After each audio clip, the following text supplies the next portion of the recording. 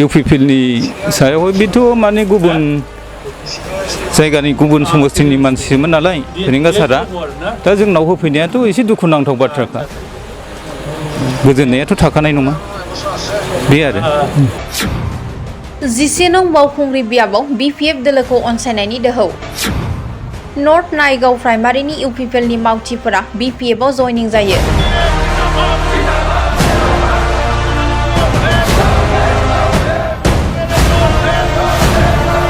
11 नं बावखुंग्रि बियाबाव इएम रनजित बसुमतारीखौ इउपिपिएलनि बिजाथि महरै फोसावनायनि उनाव इउपिपिएल दोलोखौ नागारदों आरो नागारदों।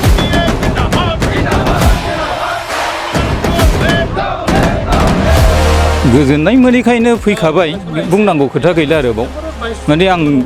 पार्टिखौनो गाज्रि मोनना फैखाबाय रनजितनि सायावबो बुंनांगौ खोथा गैला पार्टिखौनो गाज्रि मोनना फैखाबाय दुरबलथा नुनानै रनजितनि सायावबो बुंनांगौ बाथ्रा गैला आरो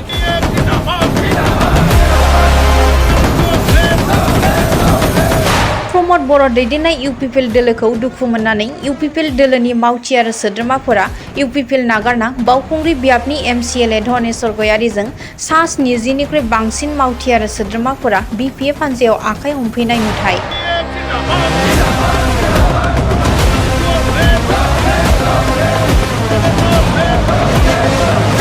11 नं बावखुंग्रि बियाबनि नर्थ नायगाव प्राइमारिनि मावथि आरो सोद्रोमाफोरा बिटिआर सरकारखौ दुखु मोननानै हाग्रामा महिलारि दैदेननाय बिपिएफ दोलोनि आसार खान्थिखौ मोजां मोननानै एमसिएलए धनेश्वर गयारीखौ फिन देरहासार खालामनो बिपिएफ हान्जायाव जयनिं जाफैयो।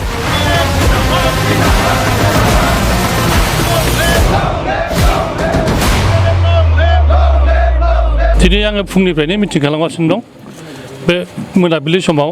जोंहा नर्थ नायगावनि दैमुगुरि खमगुरि बे एरियानि रायजो राजाफ्रा बिभिन्न राजनितिक दलाव दंमोन दिनै जिहेतु रनजित बसुमतारीखौ जोंनि जायगायाव केन्डिडेट होबाय जोंनि जायगायाव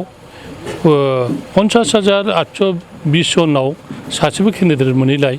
जोंनि जाय रायजोनि मानसिफ्रा खुद्रिसारनानै दिनै गासिबो बिपिएफआव जइन जाबाय आं बिथांमोनखौ वेलकाम खालामबाय आरो बिथांमोननि जे जइन जानाय बे जइन जानाया आरो जोंनि बिपिएफनि राजखान्थिखौ आरो मजबुत खालामबाय आरो जोङो देरहानाया 100% खाथांखा फिसा पार्टि हिसाबै जिहेतु टिकेट मोनबाय वेलकाम खालामदों फेरेंगाखौ गेन्द्राबिलाव ओमफ्राय पार्टियाथ' वेलकाम खालामखागोन जोंहा बुंनांगौ जेबो बाथ्रा गैया खिन्थु बिथांनि जे जिबन काहानि चिरां दुवारनि मानसिफ्रासो मिथिगौ चिरां दुवाराव अलरेडि होखारहरखाबाय जोंना बावखुंगुराव होखारनो थाखाय बावखुंगुरनि रायजोआ बिथांनो भट होनो थाखाय थांखि लाखाबाय जोंनि गामिनि मानसिफ्रा आंनाव इजिलि भाबै फैनानै जेरैबायदि खामानि मावनो हायो इजिलि भाबै रायज्लायनो आंजों जेरै हायो गेट टुगेदारजों जालायो बेबादि फेरेंगाजों जानाय नङा जिहेतु फेरेंगाया गाज्रि खामानि मावनायखायसो चिरां दुवारनिफ्राय होखारजानाय जों माने आं फुराना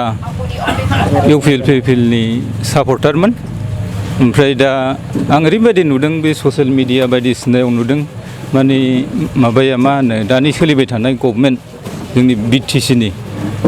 इउपिपिएल बेनि गभर्नमेन्ट बे गभर्नमेन्टनि माने खामानि मावनाय दुरबलथा बेफोरखौ नुनानै आङो दुखु मोनदों आरो जे जोङो बिटिसिखौ बासायनांगौबा बेजों जानाय नंला माने इउपिपिएल पार्टिजों जानाय नंला जों बेजों थाबाय थायोबा बिटिसिखौ फोथांनो हानाय नंला बेबायदि साननानै आंनि गोसोजों आं सानखांनानै दा जोंनाव मोनसे गोख्रों राजनितिक हान्जा दङ बिपिएफ दा बेखौनो आं मोजां मोननानै आरो बिसोरसो जोंनि बिटिसिखौ गोख्रोङै लाखिनो हासिगोन बा मोजाङै लाखिनो हासिगोन बेबायदि साननानै आङो दा बिपिएफआव जइन जाफैनाय जाबाय नङा आंनाव बेबायदि गैया आं माने फार्स्टनिफ्रायनो इउपिपिएलखामोन गोदो सोलिजेननायनिफ्रायनो आरोखि आंखौ लेङाखै रावबो माने इउपिपिएलावनो थाबोबाय थाखानाय आं नै दिनैसो माबायाव बिपिएफआव हाबदों आरो रावबो जर जबरदस्ति खालामाखै आंनि गोसो मथे आं फैदों गोजोननाय मोनैखायनो फैखाबाय बुंनांगौ खोथा गैला आरोबाव माने आं पार्टिखौनो गाज्रि मोनना फैखाबाय रनजितनि सायावबो बुंनांगौ खोथा गैला पार्टिखौनो गाज्रि मोनना फैखाबाय दुरबलथा नुनानै रन्जितनि सायावबो बुंनांगौ बाथ्रा गैला आरो इउपिपिएलनि सायावहाय बेथ' माने गुबुन जायगानि गुबुन समस्थिनि मानसिमोन नालाय फेरेंगा सारआ